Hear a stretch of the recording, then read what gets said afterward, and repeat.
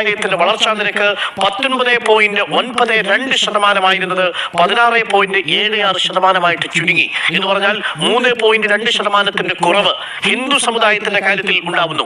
അതേസമയം മുസ്ലിം ജനസംഖ്യയുടെ വളർച്ചാ നിരക്ക് 2001 ഉണ്ടായിരുന്ന 29% നിന്ന് 24% താഴുന്നു. വളർച്ചാ നിരക്കിൽ കുറവത്ര ഹിന്ദു സമുദായത്തിന്റെ വളർച്ചാ നിരക്കിൽ 3.2% മാത്രം ഇടിവുണ്ടാവുമ്പോൾ മുസ്ലിം ജനസംഖ്യയുടെ കാര്യത്തിൽ 5% ഇടിവാണ് ഉണ്ടാവുന്നത്. വളർച്ചാ നിരക്കിൽ ഉള്ള വ്യത്യാസം ഇത് 2011 വരെ 2011 മുതൽ 2021 വരെ 1% വളർച്ചാ നിരക്കിലുള്ള വ്യത്യാസം മാത്രമേ ഹിന്ദു സമുദായത്തിൽ ഉണ്ടാവുന്നുള്ളൂ.